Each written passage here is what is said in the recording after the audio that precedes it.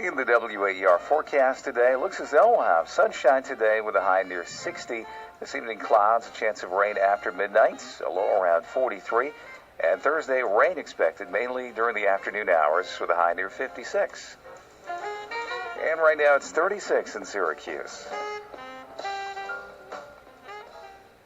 This is Morning Edition on 88.3 WAER. Now in its sixth year, the Syracuse International Film Festival attracts talent from all over the globe. The festival shows Syracuse the world through film, yet it also shows off Syracuse to the world. WAER's Jessica Palumbo tells us how festival organizers hope it puts Central New York on the map as a center for film production.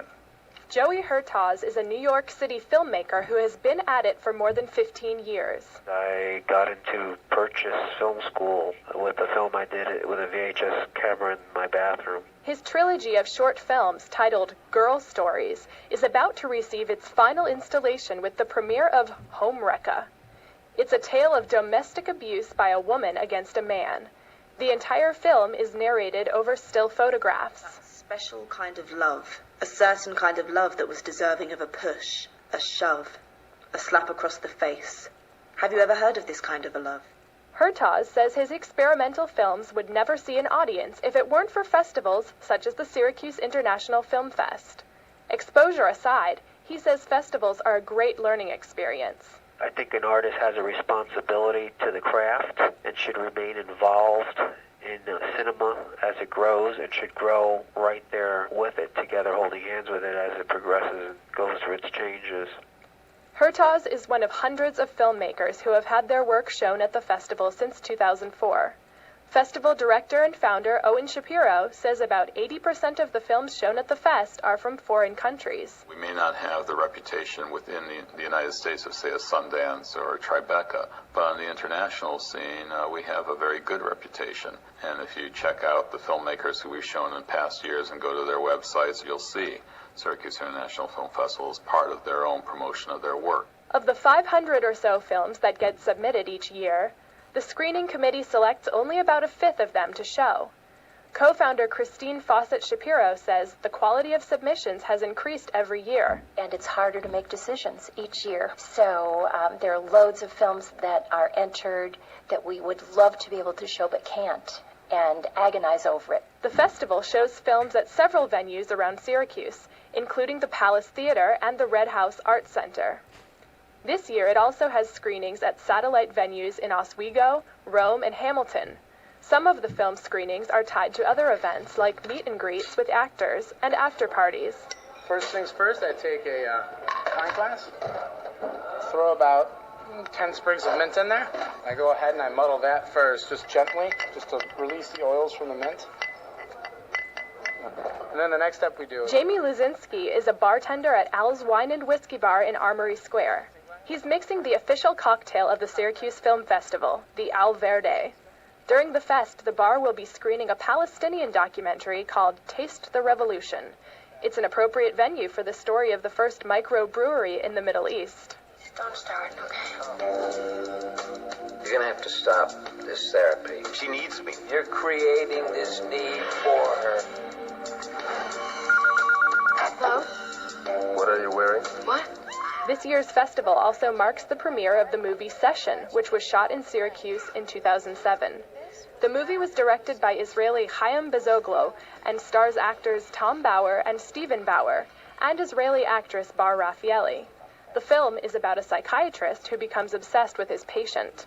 Tom Bauer plays the psychiatrist's psychiatrist. I'm aware of his obsession for this client, and I know it's not a good thing.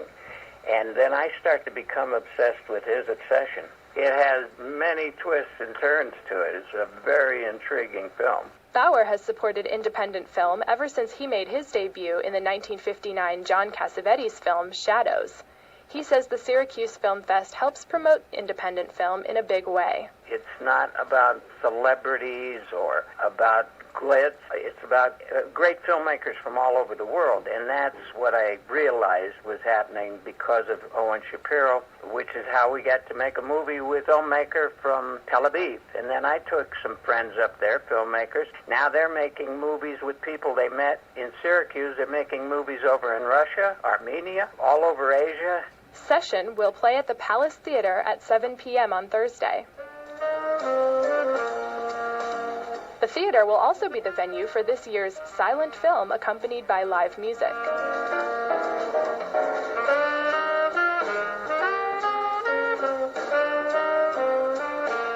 Saxophone player and jazz composer Javon Jackson will perform with his 12-piece band during Alfred Hitchcock's 1927 film, The Lodger. Jackson says the film's characters guided his composition.